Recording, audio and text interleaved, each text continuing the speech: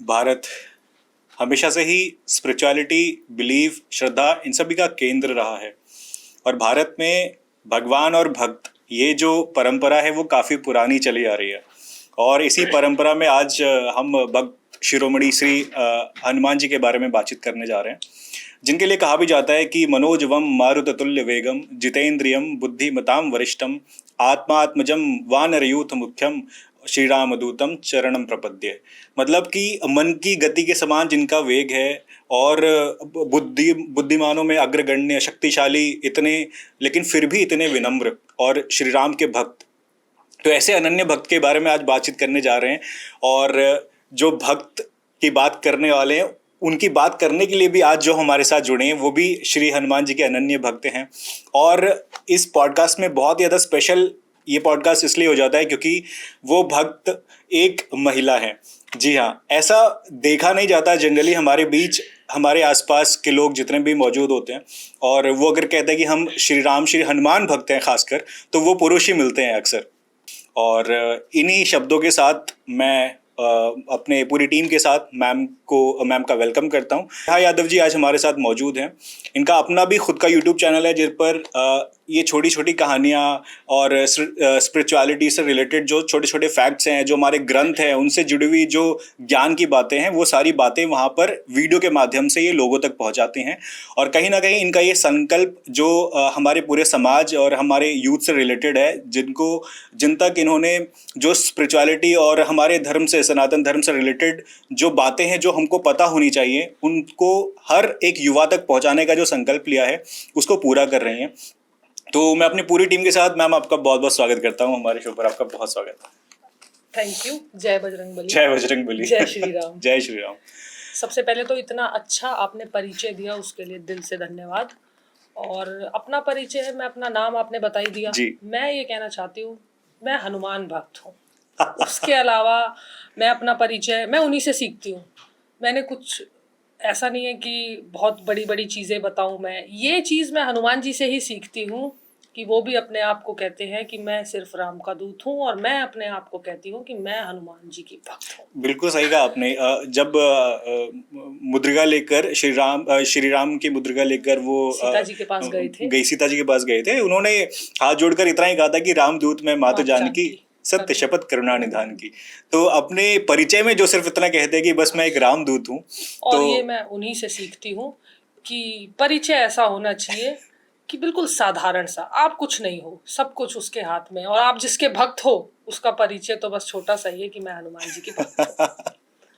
बहुत ही बेहतरीन। और सच में मैंने जब आपसे पूछा भी था कि आपके परिचय में कुछ ऐसा कुछ बोलना, तो आपने सिंपल इतना कहा कि इतना कहना कि आई एम हनुमान भक्त। बहुत ही अच्छा, और एक और चीज बताऊं इस पे, बहुत सारे लोगों को अगर मैं ये बोलती हूँ ना, तो कईयों को थोड़ा लगता होगा अजीब। आपको पता ही है, फीमेल्स हनुमान जी की भक्ति, इसके बारे में अभी हम चर्चा करेंगे। लेकिन मैं सुनती सबकी हूँ, करती अपने मन की हूँ। हनुमान जी मेरे भाई हैं, मेरे पिता हैं, और मेरे दिल में मेरे। और मुझे ऐसा लगता है ये जो प्रेरणा है, मुझे लगता है हनुमान जी का भी ऐसा ही स्वभाव रहा। जब जामन जी ने उनको समझाया कि लंका जाना है और सीता की खबर लेकर आनी है, लेकिन गए और पूरा जलाकर आ गए। तो सुनते सबकी हैं, करते अपने मन की है। ये तो बात बहुत बेहतरीन। तो मैं ना सबसे पहले मैम यही जानना चाहूंगा आपसे कि हमारे आसपास ऐसा नहीं देखा जाता जनरली कि जो महिला होती हैं वो हनुमान जी की आराधना करती हैं, उनकी भक्त होती हैं, ऐसा नहीं होता। और जनरली आपने बहुत सारी कठिनाइयां भी झेली होंगी मंदिरों में, लोगों से सुना होगा कुछ नहीं, ऐसा नहीं करते, तो कितना मतलब मैंने किसी की तो कितना स्ट्रगल रहा ये पूरी जर्नी में, और क्यों आपको ये प्रेरणा मिली कि मुझे हनुमान जी की भक्ति करनी है? सुनी मैंने किसी की नहीं। सुनी इसलिए भी नहीं क्योंकि मैं जिनको मानती हूँ मैं उन्हीं की सुनती हूँ, और वो मेरे दिल में, दिमाग में, मेरी नसों में विराजमान है। मैं बजरंगबली की बहुत अच्छी छोटी भक्त इसलिए बोलती हूँ कि मैं इतना वर्णन नहीं कर सकती, पर मैं उनको दिल से मानती हूँ। एक होता है, मैं हमेशा हर किसी से जब भी बात करती हूँ मैं बोलती हूँ, असली का दिया ना जले लेकिन दिल का दिया हमेशा जलना चाहिए। और मैं दिल से मानती हूँ। तो अगर मैं उनकी ऐसे पूजा नहीं करूँ सारे दिन, जय हनुमान ज्ञान गुण सागर, पर फिर भी मेरे दिल में विश्वास है कि बजरंगबली मेरे साथ है। तो मेरी जर्नी स्टार्ट हुई 2016 में। 2016 में सबकी लाइफ में बहुत सारे टफ टाइम्स आते हैं, परिस्थितियाँ खराब होती हैं, और हनुमान भक्त की तो ज्यादा होती है। तो परिस्थितियां खराब थी, तो हनुमान जी की मैं पूजा स्टार्ट करने लगी और मैं अपने घर गई थी। अब पेरेंट्स जब बच्चे को परेशान देखते हैं तो बोल देते हैं यही लाइन, सभी चिपकाते हैं, सब ठीक हो जाएगा, अरे तू तो बड़ी स्ट्रांग है, ये है वो है। तो मैंने कहा हाँ ठीक है, पर उन्होंने मेरे को बोला तू हनुमान जी के व्रत रख 40 दिन के। एक्चुअली मेरे जो फादर है वो भी भोलेनाथ के अच्छा भक्त है, तो माँ बाप की बात सुनने की मेरी शुरू से आदत रही है। बस आप उनकी सुनती हैं। अच्छी बिटिया रही हूँ मैं। तो मम्मी ने बोला कि पापा ने हनुमान जी के व्रत रखो 40, तो मैं अपने फादर को भी फॉलो करती हूँ। तो मैंने हनुमान जी के 40 दिन के व्रत रखे। मैंने खाना नहीं खाया, नमक नहीं खाया, 1 टाइम खाना। अच्छा। हाँ, और पूरा 40 दिन पूरा डेडिकेट से पूरा हनुमान जी के व्रत रखे। और आप मानोगे नहीं, हनुमान जी ने मुझे साक्षात दर्शन दिए। और इस चीज़ का मुझे विश्वास तब हुआ जब मैंने खुद हनुमान जी को अपने, अब वो आपके लिए परछाई हो सकती है, दुनिया के लिए वो एक ऐसे ही हो सकता है कि कुछ सपना होगा, लेकिन मेरे लिए वो उस दिन मेरे साथ कोई ऐसी शक्ति थी कमरे में जो थी। इस चीज़ का मुझे पूरा यकीन है। थोड़ा सा और इसके बारे में। हाँ, 40 दिन के व्रत रखे मैंने, पूरा नमक वमक नहीं खाया। जब मेरे 4 व्रत रह गए थे, आप इस बात को ध्यान से सुनना, जब मेरे 4 व्रत रह गए थे तब थोड़ी तबीयत हो गई थी खराब। और जब आप कुछ अच्छा करने जाते हो ना तो आपको खींचने वाले बहुत होते हैं। तब आप ऊंचाइयों पे जाते हो ना तो पत्थर जरूर आएगा कि अब इसको गिरा दो, ये सच है। और ये हम अपनी लाइफ में भी देखते हैं, जब हम बहुत ऊंचाई पे जाना चाहते हैं, सब अच्छा चल रहा है, अचानक से कोई अड़चन आ जाती है। तो 4 दिन में बीमार हो गई। अब मेरे घर वाले बोले अरे क्या व्रत व्रत लगा रखा है, छोड़ दो, खाना खा लो, ठीक है हो गया, हनुमान जी हो गया तुम्हारा। मैंने कहा नहीं, अभी तो नहीं हुआ, 40 दिन पूरे करूंगी। फिर मेरे को फीवर हो गया, फिर मैं थोड़ी बीमार हो गई, पर मैंने 40 दिन पूरा तोड़ा नहीं व्रत, किसी की नहीं सुनी मैंने, किसी की भी नहीं। और हमेशा पूरे 40 दिन हनुमान जी के भजन सुनना, हनुमान चालीसा सुनना, बजरंग बाण सुनना, सब कुछ ऑल टाइम हनुमान जी हनुमान जी हनुमान जी। फिर रात को जब मैं सो रही थी, व्रत हो चुके सब, उद्यापन मैंने कर दिया। सोचो उद्यापन मैंने ऐसे किया था, बड़ी दुखी थी मैं। अच्छा। उसमें भी प्रॉब्लम आ रही थी। थोड़ा होता है ना कि कुछ चीजें आप अरेंज करना चाह रहे हो और नहीं हो पा रही, फिर आपका मन उदास हो जाएगा, यार मैंने तो व्रत रखे हैं, बजरंगबली मुझसे खुश नहीं हुए, क्या हो गया पता नहीं। मैं उदास हो गई, फिर मैं सो गई, चलो ठीक है 40 दिन पूरे हो गए।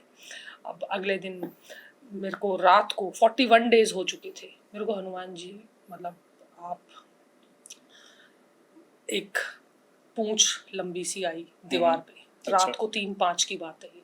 मैं सो रही हूँ आराम से, पलट के सो रही हूँ, अब आवाज आई कमरे में, तू सो रही है? मैं आ गया। मतलब मैं उस इंसिडेंस को भूल नहीं सकती। तू सो रही है? मैं आ गया। 2 बार आवाज आई, मैंने पलट के देखा। मतलब अब मेरे गूज बम्स आ गए हैं। और इस पॉडकास्ट को मैं इमोशनल बिल्कुल नहीं करना चाहती, लेकिन आप मानोगे इतना बड़ा विशाल रूप, कमरे में कोई नहीं। और हमेशा मेरे को जब भी हनुमान जी ने दर्शन दिए हैं, बाई चांस ऐसा हुआ है मैं हमेशा अकेली रही हूँ, किसी के साथ नहीं, क्योंकि मेरी जो श्रद्धा है वो वहां तक कनेक्शन है। किसी के साथ में होती हूँ तो मुझे बिल्कुल एहसास नहीं होता या कोई सपना होता। जब भी अकेले होती हूँ, और इतना बड़ा विशाल रूप, पूंछ इतनी लंबी, और वो मेरे से कह रहे हैं तू सो रही है? मैं आ गया। तो वो इंसिडेंट्स ने मेरे को, जो उस दिन मेरे अंदर जो एक भाव जगा था, मैं थोड़ी भावुक हो गई थी रात को ही। अब आप सडनली 3 बजे उठ के भावुक हो रहे हो, हाय हनुमान जी आ गए, हाय हनुमान जी आ गए। अब ये बातें बताने वाली नहीं है ना, मैं किसी को क्या बताऊं, पर मेरे दिल में जो उस दिन प्रसन्नता थी ना, बहुत ज्यादा थी, बहुत ज्यादा थी। ऐसा होता है अक्सर जब भी हम किसी चीज को इतने भाव से अगर हम अनुग्रहित कर लेते हैं, उस दिन मुझे सच में एहसास हुआ था, एक चेंज आता है, एक डे ऐसा आता है जहाँ से आप चेंज हो जाते हो। फिर वो कुछ ऐसा मेरे को एहसास हुआ था, यार कोई दिव्य शक्ति तो है मेरे साथ, हमेशा मेरे साथ है। हनुमान जी का नाम जब भी आता है तो 7 चिरंजीव आपने नाम सुने होंगे, तो उनमें हनुमान जी को याद किया जाता है कि कलयुग में भी वो हमारे साथ हैं। और कलयुग में तो उनको जितना पूजा जाता है उतना शुभ है। सब बोलते हैं कि आज हमारे साथ यहाँ टेबल पर भी मौजूद है हनुमान जी। मैं तो सोच रही हूँ कि वो हैं, हर ना कहीं हैं। मुझे ऐसा लगता है जहाँ पे भी राम कथा या हनुमान जी का वहाँ पे हम करें तो वहाँ पे उनके लिए एक जगह बनानी चाहिए। तो उस व्रत के बाद वो जो पूरा आपने फॉलो किया 40 दिन का, उसके बाद उसके बाद आपने क्या फील किया, मतलब आफ्टर यू? फिर मैं पूरा, हाँ मैं बताती हूँ, फिर मैं पूरा डेडिकेटली मैंने कहा यार अब मेरे को बस हनुमान जी ने खुश कर दिया। मैंने ये बात किसी से शेयर नहीं की। एक्चुअली मेरे को लगता है जब आपके मन के भाव सच्चे हो ना तो आपको कभी कभी बताना चाहिए। देखो लोगों की नजर भी लगती है, इस चीज में मैं विश्वास रखती हूँ। अच्छा, नजर में आप बिलीव करती हैं? नजर में इसलिए बिलीव करती हूँ, मैंने कहा ना जब भी आप अच्छा काम करने जाते हो, अच्छा बुराई बड़ी ताकतवर भी होती है, खींचती है वो आपको कि अच्छा ये अच्छा काम करने जा रहा है। बहुत सारी कठिनाइयां भी आती है, कम बताती हूँ। और बहुत सारी ऐसे एक्सपीरियंस इसलिए भी कम बताती हूँ क्योंकि मुझे लगता है कि ठीक है मैंने उस एक्सपीरियंस को अपने सच्चे मन से फील कर दिया। मुझे गाने की जरूरत नहीं है, मुझे सबको ये बताने की जरूरत नहीं है कि मैं तो हनुमान भक्त हूँ और मुझे तो दर्शन हो गए और ये हो गया वो। नहीं नहीं नहीं, मैं खुश हूँ कि हुए। तो उस व्रत, आप पूछ रहे हो व्रत के बाद फिर मैं हर मंगलवार को चोला चढ़ाना, और हर मंगलवार को पूरा डेडिकेटली हनुमान जी की शाम को यज्ञ करना। ओके। पूरा अच्छे से आरती वारती करना, जो वो जलाते हैं ना, हवन करना एक टाइप से, जिससे पूरे घर में शुद्धि हो जाती है। मतलब एवरी ट्यूसडे 2016 से लेके अब 2024 है, एक भी दिन ऐसा नहीं जाता जब मैं मंगलवार को स्पेशली उनके लिए कुछ ना करती हूँ। आपने पूरा प्रॉपर फॉलो करना शुरू कर दिया, सब कुछ पूरा पूजा पाठ, ठीक है। बाकी पंडितों ने जब 2-4 बार मैं अगर कहीं, बस मैं यही पहुंच रहा था कि क्या प्रॉब्लम्स आई इसके बाद, क्योंकि जनरली हमारे बीच आपको पता है महिलाएं या उनको कहीं ना कहीं दूर रखा जाता है, और मंदिरों में भी अलग से लिखा रहता है कृपया मूर्तियों को टच ना करें, ऐसा कुछ लिखा रहता है। आपने भी फेस किया होगा ये सब? फेस किया है, बिल्कुल किया है। एक इंसिडेंट तो मैं आपको बता देती हूँ। मैं मुरादनगर के एक मंदिर में वहीं जाती थी 2016 में, गाजियाबाद में। ठीक है। वहीं पर एक पंडित थे, तो उन्होंने मुझे कहा था कि मतलब उस दिन वो गुस्से में थे। मैंने कहा तुम पंडित हो और पूजा पाठ कर रहे हो और तुम्हारे चेहरे पे मुस्कान की जगह गुस्सा है, और गुस्सा उतार रहे हैं मेरे ऊपर। अब आई डोंट नो वो क्यों कह रहे थे कि आप पीछे लगो, आपको नहीं छूना, छोड़ दो, सिंदूर हटाओ, ये करो वो करो। आप मानोगे मैंने कुछ नहीं कहा उनसे। मैंने कहा चलो ठीक है, हमारा इंडियन सोसाइटी में ज़्यादा किसी से बहस करना ठीक नहीं है, और वो भी मंदिर में खड़े हैं। मैं घूम के वापस आई, फिर दूसरे पंडित आ गए वहाँ पर। उन पंडित को मैं बहुत मानती हूँ, तो उन्होंने मुझसे कहा अरे कहाँ चले गए थे? मैंने कहा इन्होंने कहा कि ये नहीं करना, वो नहीं करना, हाथ नहीं लगा। अरे आप सब करो, आपके भाई हैं ये, ऐसे बोला उन्होंने। अरे आपके पिता हैं ये, चलो आप चढ़ाओ, चोला चढ़ाओ। मैंने कहा नहीं, हाथ आप लगाओ। नहीं नहीं, तुम चढ़ाओ, चोला चढ़ाओ, ऐसे करके बोला। अब वो शक्ति बुलवारी थी फिर वही शक्ति वाली बात आ गई। ठीक है। तो मैं उनको कितना भी छोड़ना चाहूँ हनुमान जी को, मैं होती कौन हूँ ऐसे, तो पहली बात, पर वो कहीं ना कहीं से आके बस ये जता देते हैं, क्योंकि मैंने उनको अपना भाई माना है, पिता माना है, और सब ये बोलते हैं कि तू ये मत कर, वो मत कर। और एकदम से ऐसा बदलाव आ जाता है कि मैं अगर रुकना भी चाहूँ, कि सोचूं कि चलो सब कह रहे हैं तो मान लेते हैं, तो वो तुरंत आके बोलते हैं अच्छा ऐसे कैसे मानेगी, चढ़ा चोला, चढ़ा, लगा टीका, पैर छू मेरे तो ये मेरा विश्वास भी बोल सकते हो आप। ठीक है। और मेरा एक्सपीरियंस भी है, लोग रोकते हैं पर मैं हनुमान भक्त हूँ, मैं सुनती अपने मन की हूँ। तो ये पिछले टोटल 8 सालों में कुछ ऐसा मिरेकल जो आपने फील किया हो उसके बाद? हाँ, एक मिरेकल मैं आपको बताती हूँ। हमारा स्कूल कॉलेजेस है गाजियाबाद में, तो और हम अब पहुंच गए हैं हनुमानगढ़, राजस्थान में। हाँ, राइट। अब जिनका, अब नॉर्मली सी बात है, प्रैक्टिकली भी सोचा जाए तो जिनका बिजनेस जहाँ होता है वो वहीं पे रहते हैं। तो आप यहाँ पे पहले गाजियाबाद में आपका स्कूल था? पहले हम गाजियाबाद में ही रहते थे। और वहाँ राजस्थान में कोई नहीं है, मतलब फैमिली कोई यूनिवर्सिटी प्लान नहीं अब था? है हमारी, पहले वहाँ हमारा कुछ भी नहीं था। ठीक है। हमारे मन में ये शब्द ही नहीं आया हनुमानगढ़। तो इसके पीछे एक छोटा सा कहानी है। तो बहुत सारी प्रॉब्लम्स चल रही थी, फैमिली प्रॉब्लम्स चल रही थी, सबकी लाइफ में होती है, बहुत सारी प्रॉब्लम्स चल रही थी। तो सडनली जो हम जहाँ पर गाजियाबाद में रहते हैं, वहाँ से अचानक से हमारे पास कुछ ऐसा एक बिजनेस ऑफर आया कि हम राजस्थान हनुमानगढ़ शिफ्ट होंगे। किसी ने सोचा नहीं, कोई क्यों सोचेगा, हमारे स्कूल कॉलेज यहाँ है और हम जाएं राजस्थान, ऐसा तो हम सोच ही नहीं सकते। तो एक ऑफर आया, तो हस्बैंड ने बोला कि ऐसे ऐसे हमें राजस्थान हनुमानगढ़ जाना है। मैंने कहा अरे यार ये तो बड़ी हैरान करने वाली बात है मेरे लिए कि सीधा हनुमानगढ़ ही डाल दिया ले जाके। तो जब सबसे पहले मैंने हनुमानगढ़ की धरती पे कदम रखा था ना, मतलब मैंने जहां हमारा बिजनेस ऑफर गया वो तो बाद की बात हो गई, मुझे कोई मतलब नहीं बिजनेस ऑफर से। मैं हनुमान जी के मंदिर में गई थी और मैंने उनको साक्षात हाथ जोड़कर कहा कि आप चाहते क्या हो। मतलब इतना मिरेकल मेरी लाइफ में गाजियाबाद से सीधा हनुमानगढ़ में ले जाके पटक दिया। और मैं जब भी हनुमानगढ़ जाती हूँ, मैं कहीं जाऊं ना जाऊं, हनुमान जी के मंदिर में जरूर जाती हूँ, और उस मंदिर में हमेशा जाती हूँ, हमेशा वापस जाती हूँ, फिर लौट के आती हूँ, फिर दोबारा परेशान। तो ये छोटी छोटी जो विश्वास है ना मेरे, ये मेरे को बहुत पक्का कर रहे हैं, बहुत पक्का कर रहे हैं। ऐसी छोटी छोटी चीजें, ऐसी घटनाएं होती रही, हाँ, जिसके वजह से और विश्वास और प्रबल हो गया। प्रबल हो गया। आपने बोला शादी के बाद, तो ये जो आपने व्रत रखा था वो शादी से पहले? नहीं, शादी के बाद ही।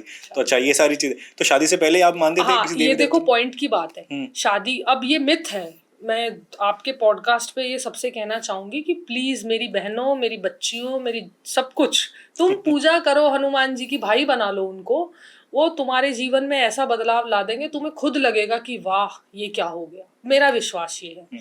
ये नहीं मानती मैं महिलाएं पूजा नहीं कर सकती, और ये बिल्कुल नहीं मानती मैं। मेरे को आप देखो 2016 से अगर मेरी जर्नी रुकनी होती तो 2024 आ गया, वो खुद आके बोल देते तू थम जा अभी। पर मैं, वो भी नहीं चाहते मैं थम जाऊं। एक और बात बताऊं आपको, हनुमान भक्त की सबसे बड़ी खासियत, कितना भी रुकावटें आ जाएं, चाहे कुछ भी हो जाए, आंधी हो जाए, तूफान हो जाए, अगर मैंने बोल दिया मैं करूंगी तो दुनिया की कोई ताकत नहीं रोक सकती, क्योंकि मेरे पीछे ये ताकत है। वैसे 2021 से मेरा भी प्रबल हो गया था पूरा विश्वास, और मैंने भी 21 से मैंने शुरू किया प्रॉपर हनुमान जी से जुड़ गया, सुंदरकांड पाठ करना या हनुमान चालीसा या हनुमान जी से रिलेटेड जो सारी चीजें, तो उनका ध्यान लगाना। तो ये सारी चीजें मेरे साथ भी, मैंने फिर उसके बाद काफी सारी चेंजेस नोटिस करी। जो आप बोल रहे हो मैं रिलेट कर पा रहा हूँ उससे, मैं अपनी लाइफ में भी मेरे साथ बहुत सारी ऐसी चीजें हुई हैं। तो एक बार हनुमानगढ़ दोबारा चलते हैं गाजियाबाद से। तो वहां पे उस प्रॉपर उस मंदिर की क्या मान्यता है, कुछ खास है वहाँ वो जगह? एक्चुअली वो मंदिर बस हाईवे पे ही है, रोड पे ही बना हुआ है। मान्यता ऐसी कुछ नहीं है, बस वहां पर हर मंगलवार को हनुमान जी का चोला चढ़ाते हैं लोग। ठीक है। और ऐसी कोई मान्यता नहीं है, पर अच्छा। तो वहां पे आपका यूनिवर्सिटी है राजस्थान, हनुमानगढ़ में। वहां पे हनुमानगढ़ नाम का एक किला भी है। सोचो मैं वहां भी होके आई। मुझसे रुका नहीं गया। हनुमानगढ़ जैसे शहर में आप जा रहे हो, तो मेरे को ऐसी क्यूरियोसिटी थी कि हनुमान नाम जी से जो होगा ना, मैं सारा सर्च करके जाऊंगी। तो वो यूनिवर्सिटी के पीछे भी कोई कहानी है या फिर ये नॉर्मल? यही कहानी थी कि सीधा हमने कभी सोचा नहीं था गाजियाबाद से सीधा हनुमान। अब वो मिरेकल बताइए, कुछ ऐसा कुछ जो हुआ हो आपके पास इस पूरे 8 सालों में, कुछ ऐसा फील आपने किया हो जिसमें आपको लगा हो कि मेरा काम अब नहीं बनने वाला, लेकिन वो एंड मोमेंट पे कुछ ऐसा हुआ, पता नहीं क्या हुआ, कुछ मिरेकल हुआ या वो बन गया, या फिर आपको बिलीव ही नहीं था ऐसा कुछ होने वाला है और वो हो गया? एक सबसे अच्छी कहानी एक बार आपको बता देती हूँ, जो मेरे को मोटिवेट करती है। जब भी मैं हनुमान जी की पूजा करती हूँ, या मानस में एक किस्सा है उनका, इस पे मैंने अपनी स्टोरी भी बनाई थी। अच्छा। जैसे मैंने आपको बताया, मैं स्टोरी टेलिंग भी करती हूँ। तो हनुमान जी की पूंछ की स्टोरी है वो। ठीक है। तो रावण को हनुमान जी की पूंछ से बड़ी तकलीफ थी। क्योंकि पूंछ ने ही सारा खेल खराब किया था। और हनुमान जी की पूंछ, आप कभी भी नोटिस करना, हनुमान जी की पूंछ बड़ी हाईलाइट होती है कि सब कुछ हो जाता है लेकिन पूंछ को कुछ नहीं होता। और ऐसा ही हमारी लाइफ में हमारे लिए भी है। मैं इस कोटेशन को बड़ा मानती हूँ कि जिसकी जितनी लंबी पूंछ होगी, उसकी दुनिया में उतनी ही पूंछ होगी। मतलब आप समझे? मेरी जितनी लंबी पूंछ होगी, उतनी ही मेरी दुनिया में पूंछ होगी। तो हनुमान जी का मेरे को मतलब ये स्टोरी बड़ी मन को छू गई थी। तो मैं पहले स्टोरी सुना देती हूँ आपको कि रावण को हनुमान जी की पूंछ से बड़ी तकलीफ थी। क्योंकि पूंछ ने ही सारा खेल खराब किया था। तो रावण ने सोचा आज इसकी पूंछ ही उखाड़ देता हूँ। सोचो आप, रावण ये सोच रहा है हनुमान जी की पूंछ ही उखाड़ देता हूँ। तो हनुमान जी एक शिला पे, पत्थर पे बैठे हुए हैं, तो पीछे से चुपके आया। तो हनुमान जी ने देखा कि रावण आ गया, तो हनुमान जी थोड़ा सा सतर्क हुए। तो जब उसने हनुमान जी की पूंछ हिलाई तो वो हिली ही नहीं। तो हनुमान जी ने क्या किया, वो उड़ गए, और ये भी पीछे पीछे उड़ गया, मतलब रावण। हाँ। तो उड़ा तो हनुमान जी ने, रावण जो था वो शंकर भगवान का भी भक्त है। तो जब हनुमान जी उसको लेके उड़े तो वो शंकर भगवान से कहता है कि हे प्रभु, अब इसको उखाड़ मत देना। पहले तो देखो उखाड़ने आया था, अब रावण को भी हनुमान जी ने लाइन पे लगा दिया कि मेरी पूंछ उखाड़ेगा। अच्छा, अब है शंकर भगवान का भक्त, देखो हनुमान जी भी शंकर भगवान के ही रूप है। शंकर स्वयं केसरी नंदन। लेकिन हनुमान जी ने ऐसा पटका उस रावण को, धरती पे जाकर वो गिरा। तो हमारे जीवन में ये मैं अप्लाई अपने लिए भी करती हूँ कि जिसकी जितनी लंबी पूंछ होगी उसकी दुनिया में उतनी ही पूंछ होगी। तो और बहुत सारे लोग आपकी पूंछ उखाड़ने जरूर आएंगे बहुत सारे लोग आपको कस के उखाड़ने जरूर आएंगे कि अच्छा इतनी हिम्मत है, हमारे सामने इतने शेर बनोगे। पर आपको क्या करना है, अंगद की तरह पैर एकदम जमा देना है। राक्षस कोई भी आए, हनुमान भक्त हिलना नहीं चाहिए। तो मैं इस चीज को अपने उसमें फॉलो भी करती हूँ कि परेशानियां कितनी भी आ जाए, अगर आप इस देवता को इन देवता को पूछते हो, हनुमान जी को पूछते हो, तो संकटों का तो आपकी लाइफ में आएंगे, पर आपका कोई बाल भी बाका नहीं कर सकता। ये मैं आपको गारंटी दे सकती हूँ 100%।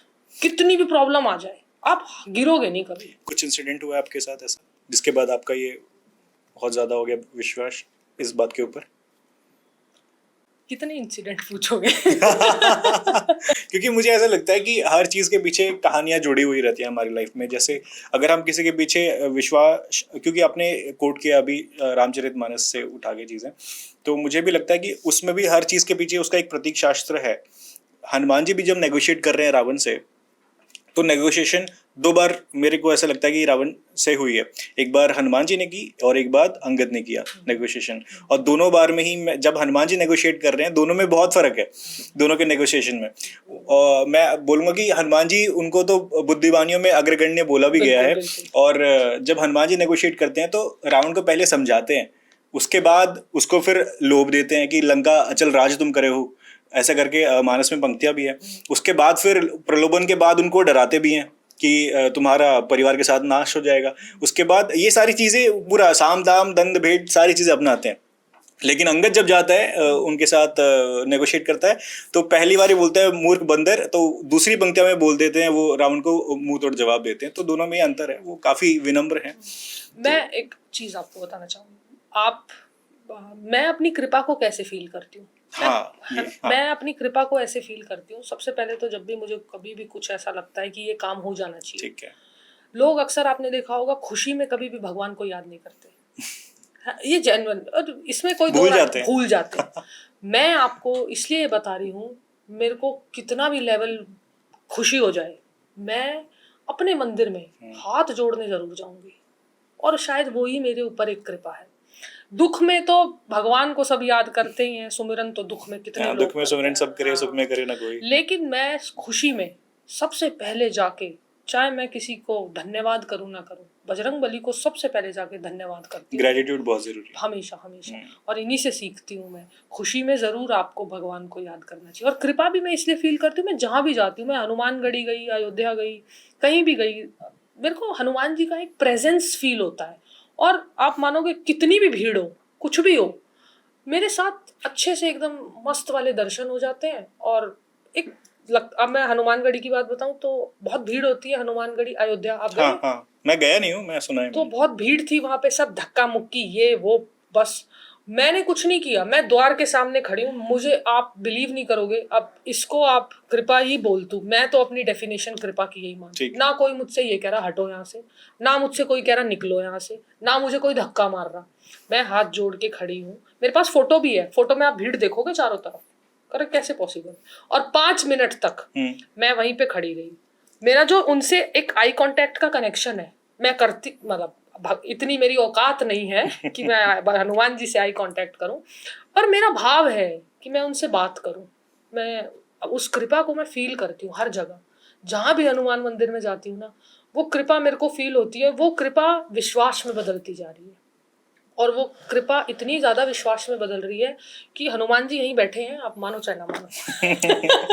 अच्छा, मुझे एक चीज वहां समझ में नहीं आ रही, आप मुझे समझाइए कि आप यूनिवर्सिटी चला रही हैं, साथ में भक्ति भी कर रही हैं, तो इसके पीछे कोई लॉजिक है, रीजन है, या कोई आपका स्पेशल? जैसे स्टार्टिंग में हम आपसे पहले बात भी हुई तो आपने बताया कि कि यूथ की तरफ आपका थोड़ा ज्यादा आप जागरूकता लाने की प्रयास कर रहे हैं, तो क्या कोई इसके पीछे कोई मोटिव है आपका? मोटिव है, मैं बताती हूँ आपको। एक्चुअली रिलीजियस तो मैं शुरू से हूँ, बचपन से हूँ। माता रानी के व्रत रखना, पानी पे व्रत रखना, खाना नहीं खाना। और हमारे मम्मी पापा जब पूजा पाठ करते थे तो पूरी कथा इंटरेस्ट लेके सुनना। एक तो होता है कि अरे मम्मी जल्दी खत्म करो, जल्दी आरती करो, निकलो, इंटरेस्ट से सुनना, फिर क्वेश्चन पूछना कि ऐसे कैसे हो गया था, इस भगवान ने ऐसे कैसे, तो होता है ना क्रियोसिटी। तो रिलीजियस तो मैं बचपन से हूँ। फिर धीरे धीरे जब बड़े होते हैं तो भक्ति भाव बढ़ता गया, क्योंकि मैंने देखा है जैसे आपकी पेरेंटिंग, पेरेंट्स आपको जैसे ग्रो करते हैं आपका थॉट प्रोसेस वैसा ही हो जाता है। तो पूजा पाठ में तो मैं हमेशा से रही। फिर मैं जब आजकल की जो जनरेशन, अब देखो हमारा टाइम तो ये था कि मम्मी पापा ने बोला पूजा में बैठना है तो बच्चे बैठ गए। आजकल के बच्चों को आप बोल के दिखाओ, बिठा के देख लो, हाँ आप उनको ट्रिप में ले जाके दिखाओ, तुरंत रेडी होंगे, क्योंकि ट्रिप में अलग मजा आएगा, घर की पूजा में कौन बैठे।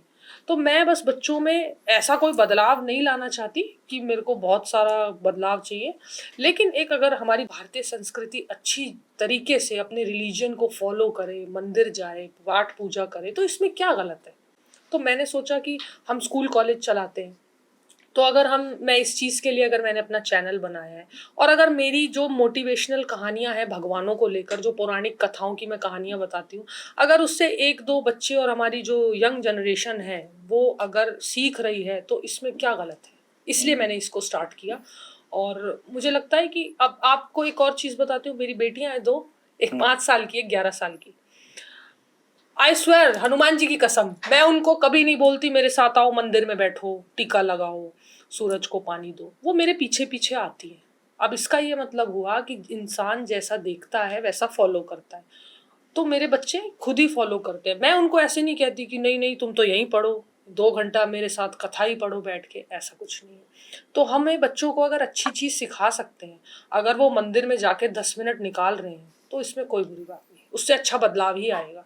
इसके लिए आप अपने स्कूल से यूनिवर्सिटीज में क्या कर रहे हैं, मतलब उनको... ऐसा मैंने अभी कुछ सोचा नहीं है करने का, पर हाँ एक बदलाव लाने के लिए कुछ ऐसा हो सकता है कि हम उनको कोई एक पर्टिकुलर डे चूज करें, जैसे ट्यूसडे हो गया। ट्यूसडे की मान्यता बहुत ज्यादा बढ़ती जा रही है और सबको ये भी पता है कि हमारे जो हनुमान जी हैं वो कलयुग के देवता हैं, तो कहीं ना कहीं सबके मन में अब आ गया है। ये अच्छी बात है कि आफ्टर कोरोना सबने जिंदगी को जीना सीख लिया है कि हाँ टेंशन लेने का जरूरत नहीं है, होगा वही जो राम रची राखा।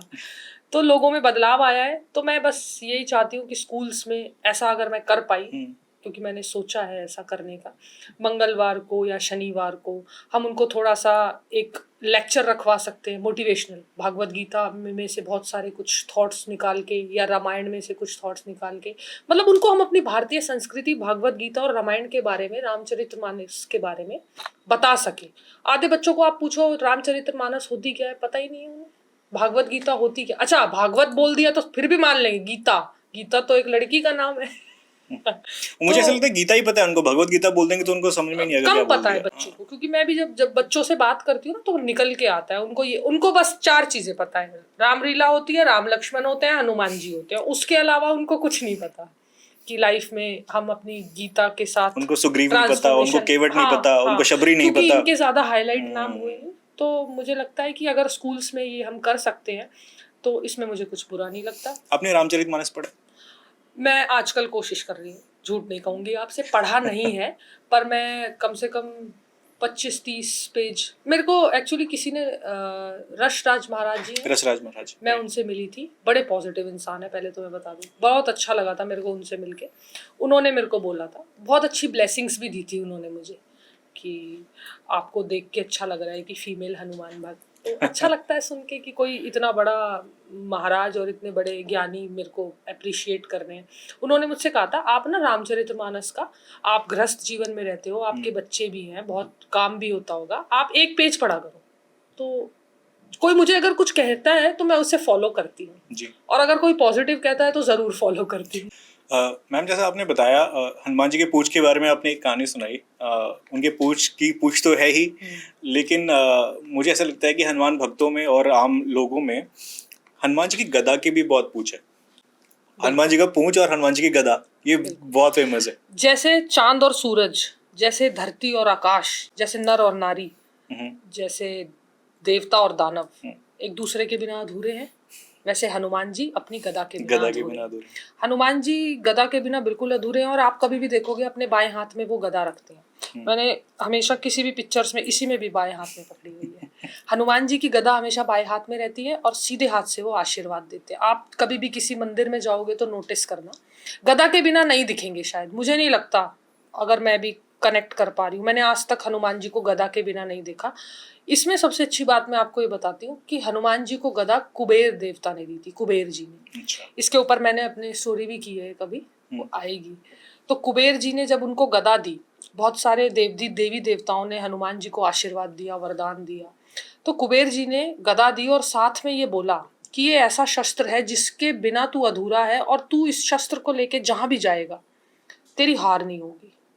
तो हनुमान जी की गदा में तो एक पड़ जाए तो अच्छे से अच्छा इंसान ठीक हो जाएगा। तो हनुमान जी अपनी गदा हमेशा अपने साथ रखते हैं। और हम भी, मेरे घर में भी एक बहुत बड़ी गदा है, अच्छा। मैं आपको बता दूं। तो एक तरह से मैं उसको पूजती भी हूँ, ये भी बता दूं। अगर आप कोई भी चीज रखते हो अपने घर पे, शस्त्र, तो उसको पूजना चाहिए। मैं उसको टीका भी लगाती हूँ, ठीक है। माला भी चढ़ाती हूँ, बत्ती धूप बत्ती भी, क्योंकि वो हनुमान जी उसके बिना अधूरे हैं और मैं हनुमान जी के बिना अधूरी हूँ। तो हनुमान जी गदा के बिना कभी नहीं दिखेंगे और आपको अपने घर में गदा रख लेनी चाहिए, मुझे तो लगता है रखनी चाहिए। है आपके पास? नहीं, मेरे पास नहीं है। अब अच्छा, मैं रखना चाहूंगा। पर अब अच्छा रखना चाहोगे? हाँ। हाँ, तो आप अपने दर्शकों को भी बता दो कि कोई भी अगर ये सुन रहा है या फ्यूचर में अभी सुनेगा, तो आप अपने घर में गदा रखिए ना, मस्त। अच्छी बात है, गदा रखोगे तो लोग भी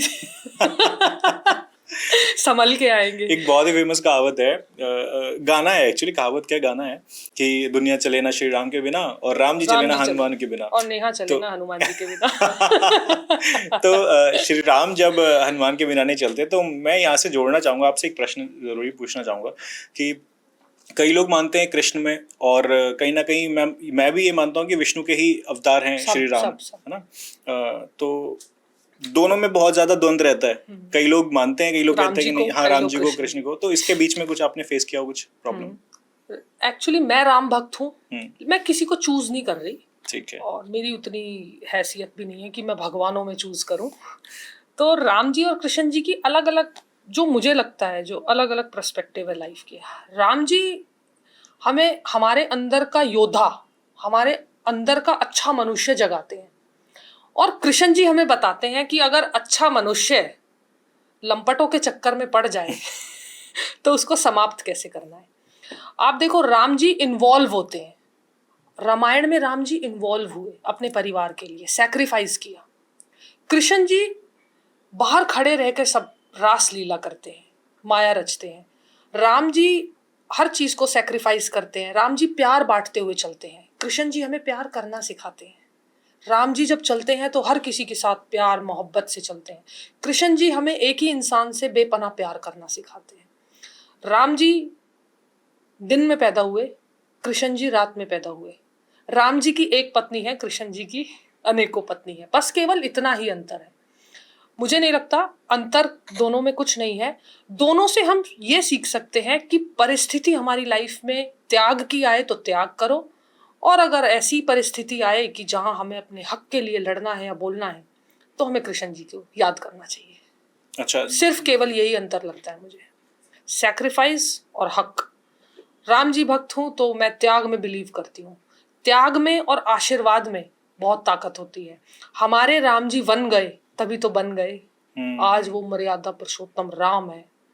तो जय श्री राम। तो इस पूरे जर्नी में अगर मैं आपसे पूछूं कि कुछ ऐसा पॉइंट भी आएगा जो थोड़ा नेगेटिव रहा हो, जिसके बाद आपको लगा हो कि नहीं, यहाँ से पीछे हो जाना चाहिए, या बहुत ज्यादा आघात हुआ हो भक्ति के ऊपर, या कुछ ऐसा नेगेटिव हुआ हो, कुछ हुआ है? मैं बताती हूँ एक इंसिडेंट जो मेरे साथ हुआ। और इंसिडेंट ऐसे टाइम पे हुआ जब मैं बहुत पूजा पाठ करती थी। तो पता नहीं कैसे मेरा, आप सोचो, एक भक्त जो सारा दिन पूजा पाठ करता है, जिसका दिया ही सुबह भगवान के नाम से जलता है, और ऐसा लगता है विश्वास भरा दिल एकदम भगवान के प्रति, और उसका मंदिर जल जाए सडनली, तो ये शॉकिंग की बात होगी ही, हैरानगी की बात होगी ही। और फिर मुझे फील हुआ कि ऐसा क्यों हुआ, मैंने कोई गलती, फिर भी मैंने ये फील किया कि मुझसे ही कोई गलती हो गई होगी। पर मंदिर जल गया मेरा, और मतलब मेरी भक्ति में थोड़ा सा मेरे को, टू बी वेरी ऑनेस्ट, थोड़ा सा मुझे लगा था यार, क्या इतनी पाठ पूजा करती हूँ मैं और सब कुछ करती हूँ, दिल से मानती हूँ, और बताओ मेरा मंदिर ही जल गया। तो वो इंसिडेंट मेरे को बड़ा ही खौफनाक था, जल के राख हो गया। फिर भी आपने फिर कंटिन्यू किया उसको? कंटिन्यू इसलिए घर किया वालों ने कहा होगा क्योंकि कि छोड़ दे अभी, हाँ, मतलब आसपास सबका यही परसेप्शन और सबके यही थॉट्स रहते हैं कि ज्यादा इन चीजों में नहीं पढ़ना चाहिए। ये जो लाइन है ना आजकल चिपकाते हैं लोग कि ज्यादा भक्ति भाव में नहीं पढ़ना चाहिए, मैं नहीं मानती इस चीज को। मैं अगर आपसे खुले मन से कहूँ तो मैं इस चीज को बिल्कुल नहीं मानती। हाँ, हर चीज लिमिट में करो। अगर मैं पूजा कर रही हूँ, चाहे मैं 10 मिनट कर रही हूँ, लेकिन वो पूजा मेरे अंतरात्मा की पूजा होगी, वो दिखावे वाली पूजा नहीं होगी। तो दिल से मानती हूँ। तो मंदिर जल गया था तो दुख हुआ था, बहुत लोगों ने बोला भी कि देखा ज्यादा चीजों का असर नेगेटिव भी होता है, पर मैं मानी नहीं। मैंने भक्ति अपनी कंटिन्यू की। आज मेरे घर में बड़ा अच्छा मंदिर है। अब सोचो आप, मैं वो मंदिर जल गया और मैं सोचती कि अरे छोड़ो पाठ पूजा, अपना काम वाम करो और खत्म करो। वो तो छोटा सा मंदिर जला था, आज उन्हीं भगवान ने मुझे बड़ा ही अच्छा, आप कभी आओगे तो मैं आपको दिखाऊंगी। और बजरंगबली भी विराजमान है मेरे मंदिर में। मेरी पीठ की तरफ भी रखे हैं और सामने जिनको मैं पूजती हूँ सामने भी रखे हैं। तो बड़ा सुंदर मंदिर है मेरे घर का। सुंदर इसलिए कह रही हूँ क्योंकि इनकी कृपा से ही बना है। मैंने नहीं सोचा था कि मंदिर जलने के बाद कि मेरे को बड़ा आलीशान मंदिर चाहिए, मैंने तो सोचा ही नहीं था। तो बजरंगबली ने सोचा जल गया तो कोई बात नहीं, अब की बार नया मंदिर आएगा। तो मेरा विश्वास कभी भक्ति की तरफ इतना डाउन नहीं गया, कभी भी नहीं। बहुत सारे लोगों ने मेरे को बोला कि आपको देख के लगता नहीं है कि आप बहुत पाठ पूजा करते हो। मैंने कहा कोई बात नहीं, कभी कभी जो दिखता है वो होता नहीं है। तो इस चीज में आप ब्लैक मैजिक में मानते हो? ब्लैक मैजिक में मानती हूँ, हाँ मानती इसलिए हूँ क्योंकि बहुत सारी चीजें सच भी हैं। आप हमारी पौराणिक कथाओं को उठा के अगर पढ़ोगे कभी, तो आपने कभी वो टोटका सुना होगा कि नींबू मिर्ची पे पैर ना आ जाए और कहीं चौराहे पे पड़ा हो उस पे पैर ना आ जाए। और एक्चुअली मैंने 2-3 केस, मैं हरियाणा से हूँ, मैंने अपने वहां पर देखे हैं। एक आदमी को मैंने बहुत इन चीजों में पागल होते हुए देखा है, तो मुझे यकीन हो गया। उसको हर तरह का डॉक्टर के पास ले गए, हर तरह का उसके ऊपर सब कुछ करा लिया, लेकिन उसके अंदर एक अलग सी ऊर्जा, कुछ था गड़बड़। मैं भी नहीं मानती थी, लेकिन आप अगर आंखों देखी कुछ देख रहे हो तो आपको यकीनन हो जाएगा। तो ब्लैक मैजिक में मानती हूँ। थोड़ा सा चीज़ें हमें केयरफुल रहना चाहिए। आप कभी भी देखते हो नींबू मिर्ची पड़ी हो, या सब लोग बोलते हैं कि पैर ना चला जाए, स्पेशली दिवाली और होली का टाइम ऐसा होता है कि सब घर वाले बोलते हैं कि केयरफुल रहना, कि चौराहे पे कभी किसी टाइप, चाहे ऐसा नहीं है कि किसी ने किसी दिए को अपने मन से कुछ पूर्वजों के लिए जलाया हो, लेकिन हमारा थॉट प्रोसेस वही जाता है कि नहीं, हमें वहां नहीं जाना, ठीक है, हमें अपनी लाइफ में कोई गड़बड़ नहीं चाहिए, ऐसे ही जीते हैं हम। तो थोड़ा दूर रहती हूँ मैं इन सब चीजों से। और हाँ, मानती हूँ ठीक है। क्योंकि मैंने कहा ना, देवता भी होते हैं और दानव भी होते हैं। देखो रावण भी था और हमारे हनुमान जी भी हैं, तो रावण कुछ नहीं कर सकता। तो आप पूरे, जैसे हनुमानगढ़ की बात हुई, हनुमानगढ़ी भी आप गई हैं, अयोध्या भी, तो बहुत सारे मंदिर आपने देखे। आप बालाजी भी, हाँ, मेहंदीपुर बालाजी गए आप? गए। वहाँ पे क्या फील किया आपने? यही फील किया कि बहुत सारे लोग जो इन सब चीज़ों से परेशान रहते हैं। मैं एक इंसिडेंट बता देती हूँ आपको जो मैंने फील किया। एक्चुअली हमारे कोई रिलेशन में है, वो बड़े परेशान थे, उनकी लाइफ में बड़ी प्रॉब्लम्स चल रही थी, वो अच्छे से बिहेव भी नहीं करते थे, बड़े डिप्रेस थे, बहुत डिप्रेस। सबको लगता था कि अरे ये ठीक वीक तो होंगे नहीं अब, क्योंकि एक होता है ना कि इंसान का बॉडी लैंग्वेज देख के समझ में आ जाता है कि ये अब ऐसे ही रहेगा। तो पर किसी ने सजेस्ट किया उनको मेहंदीपुर बालाजी लेके जाना चाहिए, तो हम उनको मेरे फादर उनको मेहंदीपुर बालाजी लेके गए और उनकी लाइफ में वहाँ से परिवर्तन आया। अब आई डोंट नो, मैंने देखा नहीं, पर मैं इस चीज़ में इसलिए मानती हूँ क्योंकि मैं हनुमान जी की भक्त हूँ। कुछ ना कुछ ऐसा उनके ऊपर संकट था जो वहाँ जाके निकल गया, या जब वो वापस लौटे और आज हम उनके जीवन में जो परिवर्तन देखते हैं, आप मानोगे वो हर साल, हर महीने, होली, दिवाली, हर टाइम मेहंदीपुर बालाजी जाते हैं, वहाँ से उनका विश्वास जगा। तो कुछ ना कुछ ऐसी शक्तियां हैं। अगर मैं ये भी बोलना चाहूँगी, क्योंकि मेहंदीपुर बालाजी मेरे पेरेंट्स भी बहुत जाते हैं और मैं भी बहुत गई हुई हूँ, आपको कभी भी लाइफ में ऐसा लगे कि कुछ गलत हो रहा है, सही नहीं है, ठीक नहीं है, मेरा बॉडी में कुछ अजीब सा लग रहा है मुझे, या मुझे अच्छे सपने नहीं आ रहे, आप तुरंत मेहंदीपुर बालाजी जाओ ना। अच्छा। आपको एक नया ही मिरेकल मिलेगा, पक्की बात है ये। तो ये मैंने खुद फील की, पक्की बात है। एक नई उसके साथ लौटते हो आप, एक नई ऊर्जा के साथ। नहीं, जो हनुमान जी वहां पे जो छूट गया सो छूट गया, आपको भेजते वो अपने पॉजिटिव पूरे एनर्जी के साथ आशीर्वाद हैं। के साथ हैं। हाँ, ये तो मैं मानती हूँ बिल्कुल। उसके पास में ही सालासर बालाजी भी, सालासर बालाजी भी गई वहां हूँ भी मैं, गए हो आप? वहां भी गई हूँ। अब आपको तो पता ही है कोई छोड़ना नहीं है मैंने। सालासर बालाजी भी गई हूँ।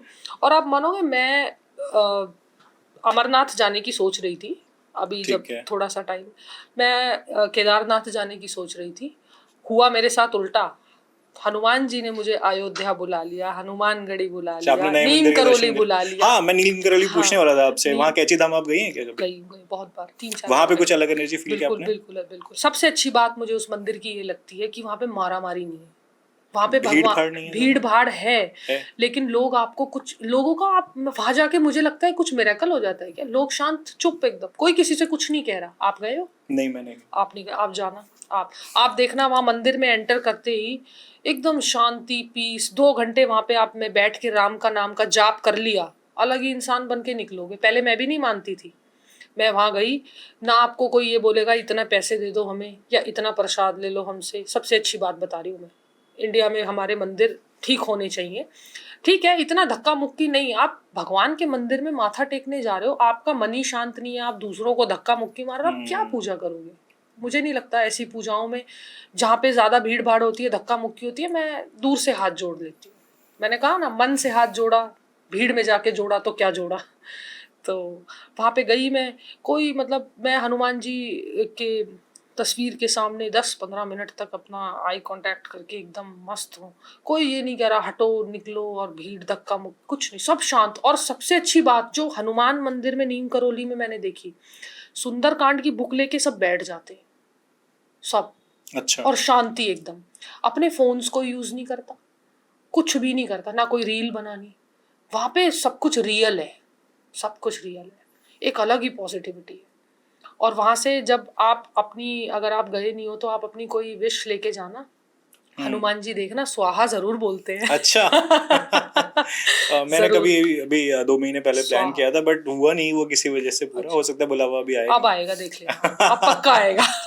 अब आप जरूर जाओगे। आप, बहुत अच्छी बात। आपको बहुत अच्छी पॉजिटिविटी लगेगी वहां पे, बहुत ग्रेट। अच्छी।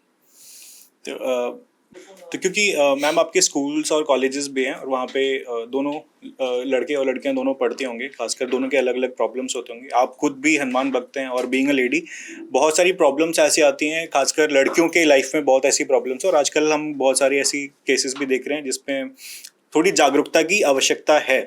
जी। तो उसके लिए आपका क्या कुछ आप प्रॉपर प्लान कुछ फॉलो कर रही हैं या कुछ आपके आने वाले टाइम में कुछ ऐसा प्लान कर रही हैं to do in this regard? जी, इस चीज़ के लिए मैं आपसे कनेक्ट ऐसे करना चाहूँगी कि हम स्कूल कॉलेज चलाते हैं। आजकल आप देखते होंगे ये केसेस बहुत हाईलाइट होते हैं कि किसी बच्चे के साथ अगर वो वॉशरूम में जा रहा है तो कुछ छेड़छाड़ हो गई। बैड टच के बारे में बात कर रही हूँ राइट। मैं, बैड टच, गुड टच। ये हमें चीज़ों को इजीली नहीं लेना चाहिए। सबसे पहले तो मैं आपसे ये कहना चाहूँगी, अगर हम ये बोल देते हैं ना कि कोई बात नहीं, हो गया, भूल जाओ, ठीक है, हम देख लेंगे, ये सबसे गलत बात है। इस चीज़ के लिए मैं डीपली अपने अंदर भी ऐसा फील करती हूँ कि मैं इस चीज़ के लिए अगर कुछ भी एफर्ट करना चाहूँ तो मैं करके ज़रूर रहूँगी। पहली बात, किसी भी बच्चे को, चाहे वो लड़का हो या लड़की हो, लड़कियों से मेरे को ज़्यादा कंसर्न इसलिए रहता है क्योंकि आपको पता है कि कैसा सिनेरियो चल रहा है। अभी वो केस भी हुआ था। ये सब चीज़ें मेरे को डीपली इफ़ेक्ट करती हैं। मतलब मेरे, सच में मुझे धक्का लगता है कि मैं कुछ क्यों नहीं बोल रही और मैं कुछ क्यों नहीं कर रही। राइट। तो मैं सारी लड़कियों के लिए और लड़कों के लिए भी ये चाहती हूँ कि कुछ ना कुछ उनको ऐसी बातें बताई जाएं सेक्स एजुकेशन के ऊपर कि उनको बैड टच, गुड टच पता होना चाहिए। आप सोचो, एक 5 साल की लड़की, 5 साल क्या होता है, वो तो दुनिया में ही नहीं आई अभी, और उसके साथ कुछ हो जाता है और वो हमारे ही इंस्टीट्यूशंस में, स्कूल्स में हो जाए तो कितनी बड़ी बात है। और हम उसके लिए कुछ ना बोले, ये कितनी बड़ी बात है। मतलब मैं ऐसा सोचती हूँ, बीइंग एक इंसानियत के नाते भी सोचती हूँ कि इस चीज़ के लिए मैं ज़रूर करना चाहती हूँ। बच्चों को पता होना चाहिए आपको कौन कैसे क्या आपके साथ कर रहा है। और आप देखोगे कई पेरेंट्स तो आई थिंक बच्चों से इस मामले में बात ही नहीं करते, उनको अलग ही शर्म लगी हुई है, वो अलग ही दुनिया में जीते हैं कि उनको पता ही नहीं है। अब मेरी भी 2 बेटियां हैं और अगर मैं अपनी बेटी को ऐसे कुछ वो मुझसे आके बोले और मैं कहूँ ठीक है बेटा हो जाता है, बस हो जाएगा, मैं संभाल लूंगी, ये गलत है। पेरेंट्स आप देखना 90% पेरेंट्स यही करते हैं। अरे कोई बात नहीं बेटा, प्रिंसिपल से बात कर लेंगे, मैम से बात कर लेंगे, तू स्ट्रेस मत ले। आप सोचो किसी इंसान को, किसी बच्ची को आप गलत जगह टच कर रहे हो और उसका ट्रॉमा लेवल सोच रहे हो आप कितना ज्यादा होगा। उसका ट्रॉमा लेवल इतना ज्यादा होगा कि वो मर जाएगी और किसी को कोई फर्क नहीं पड़ेगा। मतलब मैं सच कह रही हूँ आपसे, वो मर जाएगी और फिर पेरेंट्स और आसपास के जो भी लोग हैं वो बस 2-4 आंसू बहा के और चले जाएंगे। इसके लिए क्या हुआ बच्चे का? आप इसके लिए क्या मैं डीपली awareness- इस चीज को इसलिए बोलती हूँ क्योंकि मेरे को है ऐसी बच्चियों से मुझे एक लगाव भी है। मुझे इस चीज के लिए करने के लिए कुछ भी स्टेप उठाने के लिए अभी मैं जल्दी कुछ ना कुछ इसमें एक इनिशिएट करने वाली हूँ, जो मेरा खुद बहुत मन है। या तो कोई ऐसा एक छोटे से हम क्लासरूम से शुरू कर सकते हैं, बच्चों को ये बताना सेक्स एजुकेशन के बारे इसके में। बारे में एजुकेट हाँ, करना। ये मैं स्टार्ट करने वाली हूँ और स्टार्ट मैं अपनी ही संस्था से करूँ तो ज्यादा अच्छा रहेगा ना। बिल्कुल, अपनी ही यूनिवर्सिटी से अगर हम ये स्टार्ट करते हैं तो अच्छा ही रहेगा। Be the change yourself what you want to see in the world. और बीइंग अ फीमेल मैं सारी बच्चियों को और सारे बच्चों को ये बोलना चाहती हूँ कि हनुमान जी की पूजा किया करो। इनमें मैं इसलिए ऐड करना चाहती हूँ क्योंकि लड़कियां बहुत ऐसा नहीं है, बहुत ब्रेव भी होती हैं, पर कहीं ना कहीं जब परिस्थिति ऐसी आ जाती है तो सहम जाती हैं। तो मैं बस इतना कहना चाहती हूँ कि हनुमान जी की पूजा करेंगी और एक अलग ही शक्ति और ऊर्जा मिलती है फीमेल्स को। मेल्स को तो ऑब्वियसली थोड़े बोल्ड होते हैं और बड़े स्ट्रांग होते हैं, नो डाउट फीमेल्स भी होती हैं, मैं भी स्ट्रांग हूँ मेरी भी भुजाओं में दम है ऐसा नहीं है, मैं हनुमान भक्त हूँ। लेकिन फिर भी फीमेल्स को जब मैं ये स्टार्ट करूंगी, इनिशिएटिव लूंगी, तो मैं जरूर उनको ये सजेस्ट करूंगी आपके साथ कभी भी कोई भी ऐसा इंसिडेंट हो, सबसे पहले आके तो मुझे बताओ, मुझे उसे कैसे हैंडल करना है वो मेरे ऊपर है, मुझे उन बच्चियों को उस ट्रॉमा में से कैसे निकालना है वो मेरे ऊपर है, उसकी पूरी गारंटी लूंगी। मैं ऐसे ही स्टार्ट नहीं करूंगी, पूरी गारंटी लूंगी और उनको ये सजेस्ट भी करूंगी कि आपकी लाइफ बड़ी कीमती है, कुछ भी होता है बताओ जरूर। आपने देखा होगा लोग हलक तक आ जाता है तब बताते हैं, इतना आता है तभी बता दो। मेरा ये मानना है मैम, जैसे चलो इंसिडेंट्स हो गए, हम एज अ सोसाइटी हम क्या फोकस कर रहे हैं कि ये चीजें आई तो हम उसको कैसे डील करें, लेकिन ये चीजें हो ना, इसके लिए हम कुछ कर सकते हैं क्या? ये चीजें ऐसे रुकेंगी जब हम बात करनी शुरू करेंगे। आप देखो हम बात ही कहाँ करते हैं, ठीक, जैसे ही ये नाम आ जाता है सेक्स एजुकेशन तो सबको लगता है अरे हमें बात नहीं करनी। आप नोटिस करना, मैंने अभी ये ओ माय गॉड एक मूवी आई थी, अगर आपने ध्यान, अक्षय कुमार की, तो उस मेरे को तो बहुत अच्छी लगी वो मूवी। कई लोगों का मैं कमेंट देख रही थी कि अरे ऐसे कैसे मूवी बना दी, ये तो ज़्यादा ही हिंदुस्तान हमारा खुल के जीने वाला हो गया। अरे खुल के जीने वाला हो गया तो क्या हम अपने बच्चों को मार दें?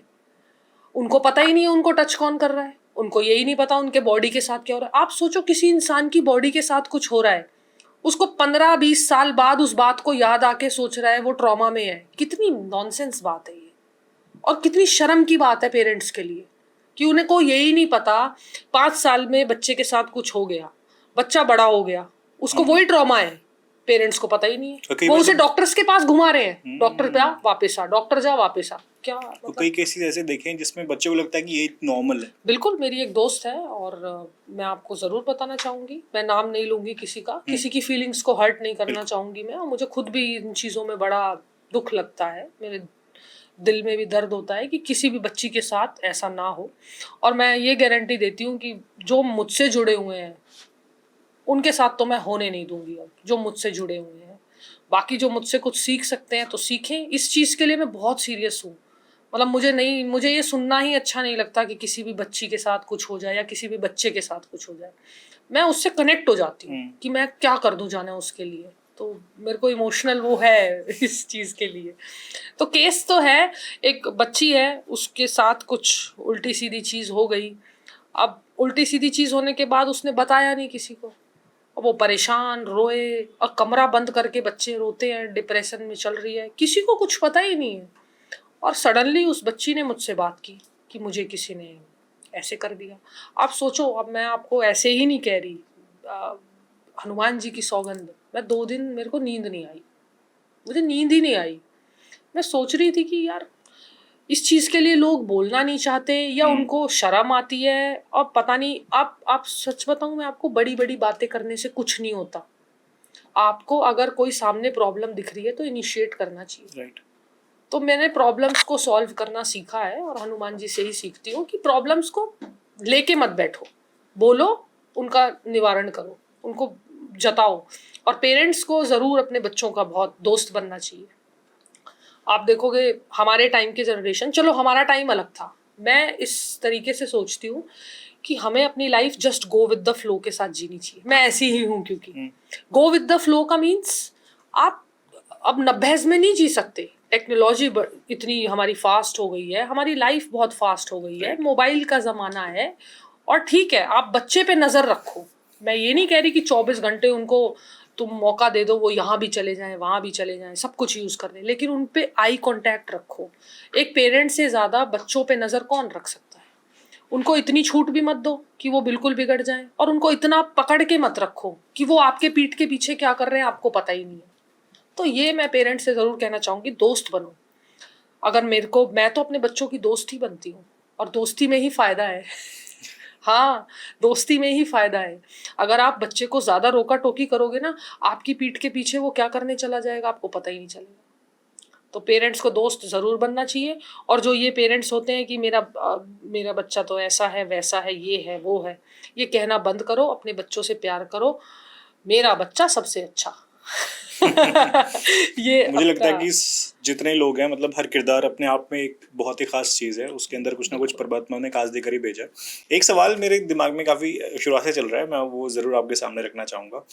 ये जो आपने डाला हुआ है केसरी, अच्छा। इसके बारे में क्योंकि मैंने हर वीडियोस में आपको जहाँ भी देखा है इसके साथ ही देखा है, इसके पीछे भी कुछ ये कहानी? मेरे लिए एक शक्ति है, अगर मैं आपसे कहूँ, और मैं बजरंगबली को बहुत मानती हूँ। तो जब भी उनके नाम का अगर मैं कोई काम कर रही हूँ या मेरी लाइफ में बहुत इंपॉर्टेंट काम हो, मैं इसके बिना नहीं जाती। और ठीक है। ये हर मंदिर में भी लेके जाती हूँ, हर मंदिर में।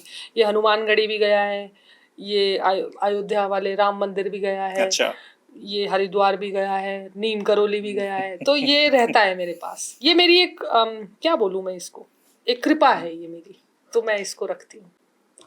तो ये मेरे साथ हमेशा रहता है, मैं इसके बिना अधूरी हूँ, क्योंकि ये मेरे हनुमान जी का रंग है।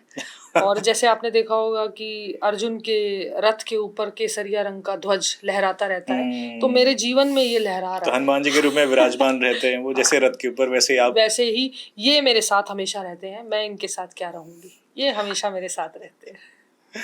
आपने महाभारत का बहुत अच्छा एग्जाम्पल दिया मैम, और ओ माय गॉड का भी आपने एग्जाम्पल दिया था, वो भी बहुत बेहतरीन। लेकिन इसी के साथ अगर मैं बात करूँ, पीके मूवी आई थी, अगर आपको याद होगा, याद उसमें है, बिल्कुल है ना, याद है। तो उसमें मुझे लगता है कि कहीं ना कहीं क्रॉस कनेक्शन की बात वहां पे हो रही थी, है ना, तो फिरकी ले रहा है कोई, ये बात वहां पे बोली गई थी। तो धर्म के नाम पर मुझे लगता है कहीं ना कहीं हमको गलत चीजों से भी जोड़ा जा रहा है, और बहुत सारी जगह ऐसा देखा गया कि उसको गलत तरीके से पोर्ट्रे किया जा रहा है बिल्कुल, हमारे बीच में। बिल्कुल। उसके ऊपर आपका क्या थॉट है? तो आपने पीके के बारे में मुझसे पूछा, पहले तो मैं कहूँगी मूवी बहुत अच्छी लगी मुझे, बहुत इंस्पायर किया मूवी ने।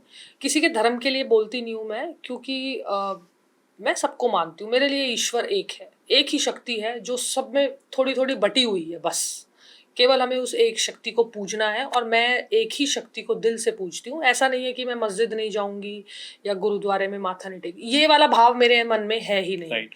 मैं बिल्कुल सिंपल और शुद्ध भाव से सभी को मानती हूँ और दिल से मानती हूँ। और आपने जैसे पूछा कि शिवलिंग पे हमें ये जल वगैरह चढ़ाते हैं और दूध स्पेशली चढ़ाते हैं, तो लोगों को एतराज़ भी होता है कि ये गलत है। नहीं, बिल्कुल गलत नहीं है। हमारे देखो पूर्वज और हमारे घर के बड़े हमेशा हमें ये सिखाते हैं कि आपके लाइफ में कुछ भी अगर छोटा सा एफर्ट हो रहा है, किसी की भी कृपा से हो रहा है, कि अगर हम उसमें से निकाल के उसका इनिशिएटिव उसको दे दें, तो उसमें क्या बुरा है।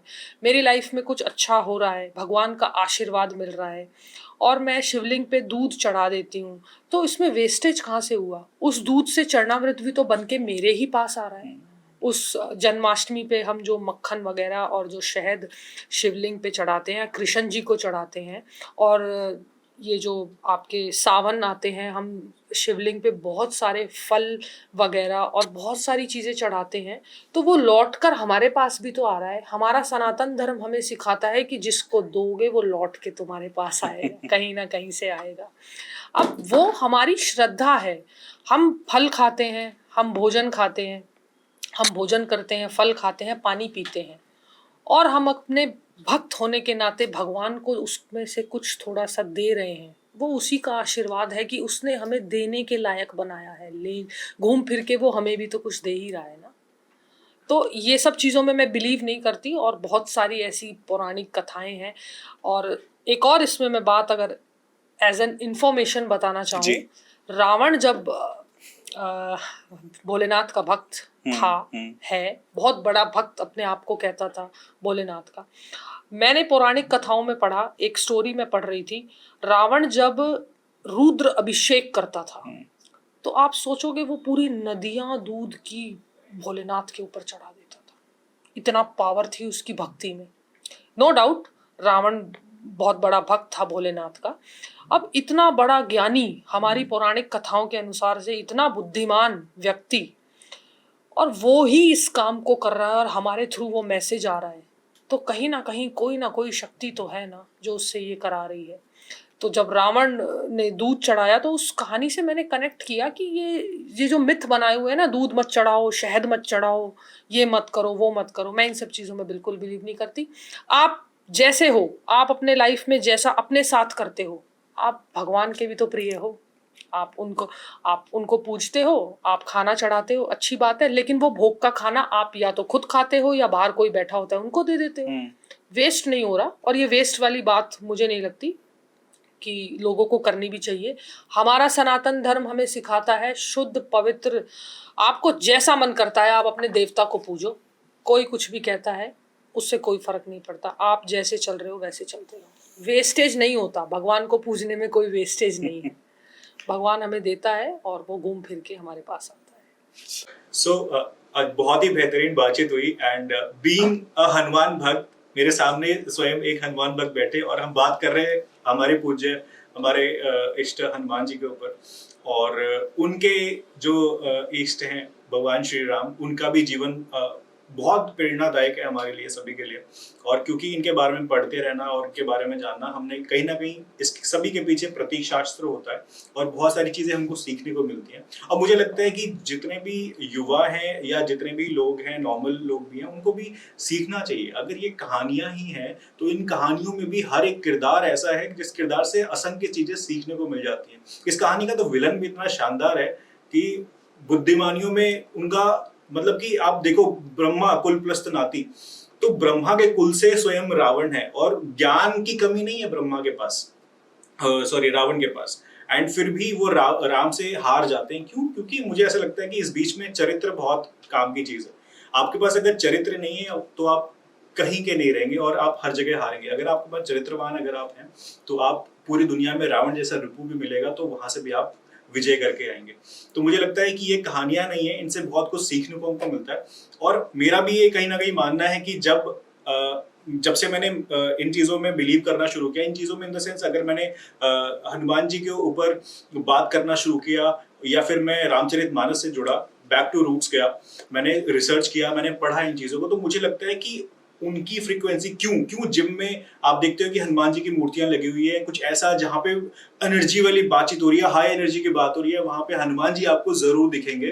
वो ऐसा इसलिए कि उनकी वाइब्रेशन से एक अलग लेवल की है, और उस वाइब्रेशन से खुद को जोड़ना, जब आप जुड़ जाते हो हनुमान जी के साथ तो आप ऑटोमेटिकली उस वाइब्रेशन से जुड़ जाते हो और आप फील करने लगते हो कि नहीं, मेरे पास भी वो एनर्जीज का भंडार है। तो मुझे ऐसा लगता है कि आपको एक बार ट्राई जरूर करना चाहिए, ठीक है, और अपने धर्म के बारे में और आध्यात्म के बारे में जरूर सीखना चाहिए। चाहे आप कोई भी धर्मावलंबी हैं, आपको अपने धर्म के साथ जुड़ना चाहिए। और बहुत सारी ऐसी ज्ञान की बातें हैं, कहीं पे भी कुछ गलत नहीं है। इट्स की आप उसको इंटरप्रेट कैसे कर रहे हो, आपको सीखना चाहिए, समझना चाहिए। बस मुझे तो लगता है ये इतना बहुत है और ये पॉडकास्ट इतना एनरिचिंग हो गया और बहुत सारी ऐसे किस्से कहानियां हमने सुने। तो आई होप आप सभी ने पॉडकास्ट एंजॉय किया होगा। और एक छोटी सी बात आप लोगों से और करनी थी, हालांकि मुझे स्टार्टिंग में करना था लेकिन मैं लास्ट में कर रहा हूँ, कि आप लोग जितने लोग पॉडकास्ट देख रहे हैं, सिर्फ 80% लोगों ने सब्सक्राइब नहीं किया हुआ है। तो प्लीज, अगर आपको इस कंटेंट से थोड़ा भी वैल्यू अगर ऐड हो रहा है तो please subscribe this channel and thumbs up कर देना। Thank you.